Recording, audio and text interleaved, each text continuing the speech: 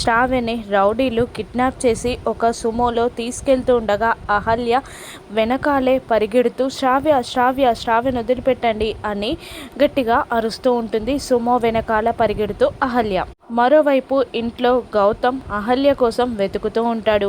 ఇంట్లో ఎవరూ కనబడకపోయేసరికి హాల్లో కూర్చున్న అవంతిక దగ్గరికి వచ్చి అక్క అమ్మా నానమ్మ ఎవరూ కనిపించట్లేదేంటి అని అడుగుతుండగా అమ్మ నానమ్మ అందరూ పని మీద బయటికి వెళ్ళారు అని చెప్తుంది అవంతిక. మరి అహల్య అని అడుగుతాడు గౌతమ్.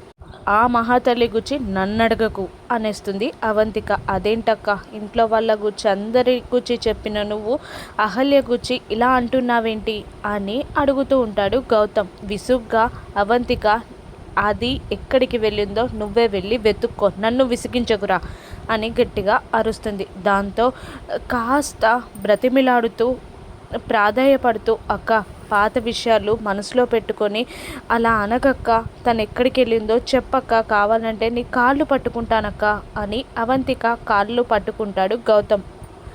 దాంతో అవంతిక కాస్త కరుగుతుంది.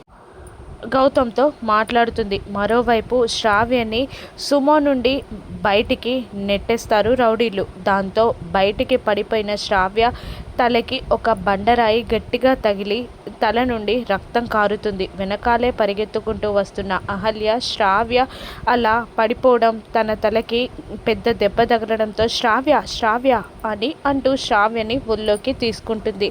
శ్రావ్య స్పృహ తప్పి పడిపోతుంది. అక్కడున్న వెహికల్స్ అన్నిటినీ ఆపి హెల్ప్ చేయమని అహల్య బ్రతిమిలాడుతూ ఉంటుంది. కానీ ఎవరొక్కరు వెహికల్ ఆపరు.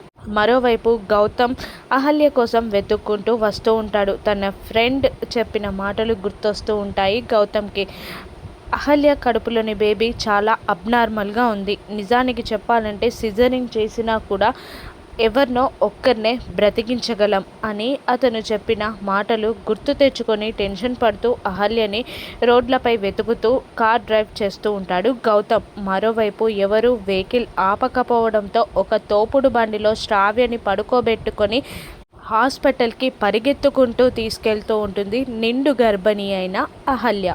అహల్య కడుపులోని బిడ్డకి ఏదైనా జరుగుతుందా? శ్రావ్యని అహల్య కాపాడగలదా? డెలివరీ కరెక్ట్గా అవుతుందా అహల్యకి?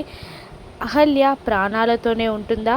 గౌతమ్ అహల్యని కాపాడుకోగలడా? రాను ఎపిసోడ్స్లో చూద్దాం. Thank you for watching.